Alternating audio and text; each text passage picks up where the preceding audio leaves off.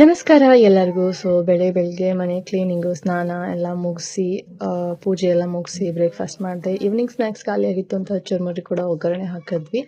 ಅದಾದಮೇಲೆ ಮಧ್ಯಾಹ್ನ ಊಟನೂ ಮಾಡಿಕೊಂಡೆ.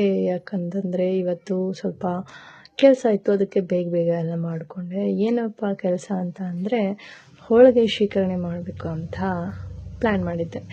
ಮಾವಿನ ಹಣ್ಣಿನ ಸೀಸನ್ನು ಮುಗಿತಾ ಬಂತು. ಏನಾದರೂ ಮಾಡಬೇಕು. ವರ್ಷದಲ್ಲಿ ನಾವು 1-2 ಸತಿ ಆದರೂ ಹೋಳಿಗೆ ಮತ್ತು ಮಾವಿನ ಹಣ್ಣಿನ ಶೀಕರಣೆ ಕಾಂಬಿನೇಷನ್ ತಿಂತೀವಿ. ರಾತ್ರಿ ಊಟಕ್ಕೆ ಹೋಳಿಗೆ ಮಾಡ್ಕೊಳ್ಳೋಣ ಅಂತ ಹೇಳಿಬಿಟ್ಟು, ಶೀಕರಣೆ ಹೋಳಿಗೆ ಮಾಡ್ಕೊಳ್ಳೋಣ ಅಂತ ಹೇಳಿಬಿಟ್ಟು ಮಾಡ್ತಾಯಿದ್ದೆ. ಶೀಕರಣೆ ಈವ್ನಿಂಗ್ ಮಾಡ್ಕೊಂಡ್ರೆ ಆಯಿತು ಅಂತ ಹೋಳಿಗೆನೇ ಮಧ್ಯಾಹ್ನ ಮಾಡ್ಕೊಂಡು ಇಟ್ಕೊಂಡೆ. ಯಾಕಂದರೆ ಪಾಪು ಕಾಡುತ್ತೆ, ಎಲ್ಲನೂ ಒಮ್ಮೆ ಮಾಡೋಕ್ಕಾಗಲ್ಲ. ಅದಕ್ಕೋಸ್ಕರ ಹೋಳಿಗೆನ ಮಾಡಿದೆ. ಹೋಳಿಗೆ ಮಾಡೋ ರೆಸಿಪಿನ ಅಷ್ಟು ಡೀಟೇಲಾಗಿ ನಾನು ತೋರಿಸಿಲ್ಲ. ಬೇಕು ಅಂತ ಅಂದರೆ ಇನ್ನೊಂದ್ಸತಿ ಡೀಟೇಲಾಗಿ ಮಾಡಿ ಹಾಕ್ತೀನಿ. ಉತ್ತರ ಕರ್ನಾಟಕದಲ್ಲಿ ಸ್ಪೆಷಲ್ ಸ್ವೀಟ್ ಇದು, ನಿಮಗೂ ಕೂಡ ಗೊತ್ತಿರಬಹುದು. ಮಧ್ಯಾಹ್ನ ಬೇಗ ಇದನ್ನು ಮಾಡಿಟ್ಕೊಂಡ್ರೆ ಈವ್ನಿಂಗ್ ಸ್ವಲ್ಪ ಕೆಲಸ ಕಡಿಮೆ ಆಗುತ್ತೆ ಅಂತ ಹೇಳಿ ಮಧ್ಯಾಹ್ನನೇ ಮಾಡಿಟ್ಕೊಂಡೆ. ತುಂಬ ಹೋಳಿಗೆ ಮಾಡೋದು ತುಂಬಾ ಈಸಿ ಅಂತ ಅಂದ್ಕೊಂಡವರು ಒಂದ್ಸತಿ ಟ್ರೈ ಮಾಡಿ ನೋಡಿ. ಯಾಕಂತಂದರೆ ಹೂರಣ ಸರಿ ಆದರೆ ಹಿಟ್ಟು ಸರಿಯಾಗಿರಲ್ಲ, ಹಿಟ್ಟು ಸರಿ ಆದರೆ ಹೂರಣ ಸರಿಯಾಗಿರಲ್ಲ. ಎರಡರ ಕಾಂಬಿನೇಷನ್ ಚೆನ್ನಾಗಿದ್ರೆ ಮಾತ್ರ ಒಳ್ಳೆ ಹೋಳಿಗೆ ಮಾಡೋಕ್ಕಾಗೋದು. ಎಣ್ಣೆ ಹೋಳಿಗೆ ಅಷ್ಟು ಸುಲಭ ಅಲ್ಲ ಮಾಡೋದು. ನನಗೆ ಮಾಡೋಕ್ಕೆ ಬಂದವರಿಗೆ ಈಸಿ ಇರ್ಬೋದು, ಬಟ್ ನಂಗೆ ಅಷ್ಟೊಂದು ಬರಲ್ಲ. ಆದರೂ ಮಾಡಬೇಕು ಅಂತ ಟ್ರೈ ಮಾಡಿದ್ದೀನಿ. ಚೆನ್ನಾಗಿ ಬಂದಿದೆ ಅಲ್ವಾ ಅಂತ ನನಗೆ ಅನಿಸಿದೆ. ಇಲ್ಲಿ ಶೀಕರಣೆ ಮಾಡೋದಕ್ಕೆ ಒಂದು ಮಾವಿನ ಹಣ್ಣು ತೊಗೊಂಡಿದ್ದೀನಿ. ಏನಿಲ್ಲ, ಪಲ್ಕೆ, ಬೆಲ್ಲ, ಏಲಕ್ಕಿ ಪೌಡ್ರು, ಬಾಳೆಹಣ್ಣು ಹಾಕಿದರೆ ಮುಗೀತು. ಇಲ್ಲಿ ನೋಡಿ, ಚಾಕುವಿನಿಂದ ತೆಗಿಯೋಕೆ ಹೋಗ್ತೆ, ಸ್ಟೈಲಿಶ್ ಆಗಿ ಬರಲಿಲ್ಲ. ಮತ್ತೇನು ಮಾಡೋದು, ಮತ್ತೇನು ಆಮೇಲೆ ನನ್ನ ಸ್ಟೈಲ್ ಗೊತ್ತೇ ಇದೆ ಅಲ್ವಾ. ಹಾಗೆ ಕೈಯಿಂದ ತೆಗಿಯೋಕ್ಕೆ ಸ್ಟಾರ್ಟ್ ಮಾಡಿದೆ. ಕೆಲಸ ಬೇಗ ಆಯಿತು. ನಮಗೆ ಅಷ್ಟೊಂದು ಸಾದಾ ಸೀದಾ ಇದ್ದು ಗೊತ್ತಿಲ್ಲ, ನಾವು ಹಿಂಗೆ ಒಂಬ್ರ ಥರನೇ. ಇದೆಲ್ಲ ಕಿವುಚ್ಕೊಂಡ್ಬಿಟ್ಟು ಎಲ್ಲನೂ ಪಲ್ಪ್ ತಕ್ಕೊಂಡಾದ್ಮೇಲೆ ಏಲಕ್ಕಿ, ಬೆಲ್ಲ, ಸ್ವಲ್ಪ ಬಾಳೆಹಣ್ಣು ಹಾಕಿ ಮಿಕ್ಸ್ ಮಾಡಿದ್ರೆ ಮುಗಿದೋಯ್ತು. ಮಧ್ಯದಲ್ಲಿ ಬೆಳಗ್ಗೆ ಮಾಡಿದ ಸ್ನ್ಯಾಕ್ಸ್ ಇತ್ತಲ್ಲ, ಅದನ್ನು ಸ್ವಲ್ಪ ತಿನ್ಕೊಂಡೆ. ಆಮೇಲೆ ನೋಡಿ, ಇಲ್ಲಿ ಪಲ್ಪ್ ಈ ಥರ ತಕ್ಕೋಬೇಕು. ನಿಮ್ಮ ರುಚಿಗೆ ಅನುಗುಣವಾಗಿ ಬೆಲ್ಲವನ್ನು ಹಾಕ್ಕೊಳ್ಳಿ.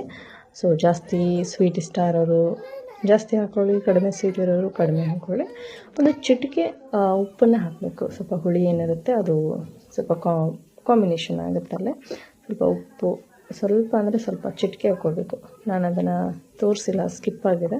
ಆಮೇಲೆ ಸ್ವಲ್ಪ ಏಲಕ್ಕಿ ಪೌಡ್ರು, ಬಾಳೆಹಣ್ಣು ಸ್ಕಿಪ್ ಮಾಡಿದ್ರು ನಡೆಯುತ್ತೆ, ಬಟ್ ನಮಗಿಷ್ಟ ಅಂತ ನಾನು ಹಾಕ್ಕೊಂಡಿದ್ದೀನಿ. ಬಾಳೆಹಣ್ಣು ಟೇಸ್ಟ್ ಕೊಡುತ್ತೆ, ಅದಕ್ಕೋಸ್ಕರ ಹಾಕ್ಕೊಂಡಿದ್ದೀನಿ.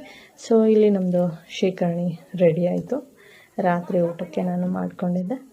ಇವತ್ತಿನ ದಿನ ಹೀಗಿತ್ತು. ಊಟ ಎಲ್ಲ ಮುಗಿಸ್ಕೊಂಡು ಪಾಪನ ಸಮಾಧಾನ ಮಾಡಬೇಕಲ್ಲ, ಅದೇ ಒಂದು ದೊಡ್ಡ ಟಾಸ್ಕು ನ್ಯೂ ಮಾಮ್ಸ್ಗೆ, ನಿಜ ಹೇಳ್ತೀನಿ. ನಾನು ಇಲ್ಲಿ ಒಂದು ಸಾಂಬಾರು ಮಾಡ್ಕೊಂಡಿದ್ದೀನಿ, ಮರ್ತು ಹೋಗಿದ್ದೆ ತೋರಿಸೋದನ್ನು. ಸಿಂಪಲ್ ಆಗಿರೋ ಸಾಂಬಾರು. ಏನಂತಂದರೆ, ಬೇಳೆನ ಕುದಿಸಿರ್ತೀವಲ್ವ, ಕಡಲೆಬೇಳೆ, ಅದರದ್ದು ನೀರಿರುತ್ತಲ್ಲ ಅದನ್ನು ತೆಕ್ಕೊಂಬಿಟ್ಟು ಅದಕ್ಕೆ ಹುಣಸೆ ರಸ ಹಾಕಬೇಕು, ಬೆಲ್ಲ ಹಾಕಿ ಇಡಬೇಕು. ಆಮೇಲೆ ಇಲ್ಲಿ ತೋರಿಸಿರೋದನ್ನೆಲ್ಲ ಈರುಳ್ಳಿ, ಕೊಬ್ಬರಿ, ಹಾಗೆ ಬೆಳ್ಳುಳ್ಳಿ ಸ್ವಲ್ಪ ಹುರ್ಕೊಂಡು ಜಜ್ಕೋಬೇಕು. ಜಜ್ಜಿ ಆದಮೇಲೆ ಅದನ್ನು ಸಿಂಪಲ್ಲಾಗಿ ಸಾಂಬಾರು ಯಾವ ಥರ ಒಗ್ಗರಣೆ ಕೊಡ್ತೀರೋ ಅದೇ ಥರ ಒಗ್ಗರಣೆ ಕೊಡಿ. ಇದಕ್ಕೆ ನಮ್ಮ ಸೈಡು, ಉತ್ತರ ಕರ್ನಾಟಕದ ಸೈಡು ಕಟ್ಟಿನ ಸಾರು ಅಂತ ಹೇಳ್ತಾರೆ. ಒಲೆ ಇದ್ದವರು ಒಲೆಯಲ್ಲಿ ಇವನ್ನ ಕಿಚ್ಚದಲ್ಲಿ ಸುಟ್ಕೋತಾರೆ. ಬಟ್ ಇಲ್ಲಿ ಕಿಚ್ಚ ಏನೂ ಇಲ್ಲ ನಮ್ಮ ಮನೇಲಿ. ಗ್ಯಾಸ್ ಮೇಲೇ ಮಾಡ್ಕೊಳ್ಳೋದಲ್ವ, ಅದಕ್ಕೋಸ್ಕರ ಗ್ಯಾಸ್ ಮೇಲೆ ನಾನು ಮಾಡ್ಕೊಂಡಿದ್ದೆ.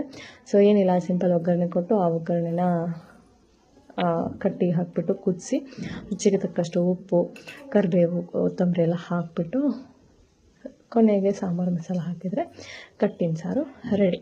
ನಮಗಂತೂ ಫೇವ್ರೇಟ್ ಇದು. ಹೋಳಿಗೆ ಮಾಡಿದಾಗ ಕಂಪಲ್ಸರಿ 1 ಸ್ಪೂನನ್ನು 2-3 ಸ್ಪೂನನ್ನು ಅಂತಾರೆ, ಅಷ್ಟು ರುಚಿಯಾಗಿರುತ್ತೆ ಇದು. ಒಂದು ಸತಿ ಟ್ರೈ ಮಾಡಿ ನೋಡಿ. ಹೋಳಿಗೆ ಅಂತೂ ಸಖತ್ತಾಗಿ ಬಂದಿತ್ತು. ಹೋಳಿಗೆ ಶೀಕರಣೆ ಕಾಂಬಿನೇಷನ್ ನಮಗಂತೂ ಇಷ್ಟ. ನಿಮ್ಗೆ ಯಾರಿಗೆ ಇಷ್ಟ ಕಮೆಂಟ್ ಮೂಲಕ ತಿಳಿಸಿ, ಉತ್ತರ ಕರ್ನಾಟಕದ ಜನತೆಗೆ. ಫೈನಲಿ ಕಟ್ಟಿನ ಸಾರು ಅನ್ನೋ ಜೊತೆಗೆ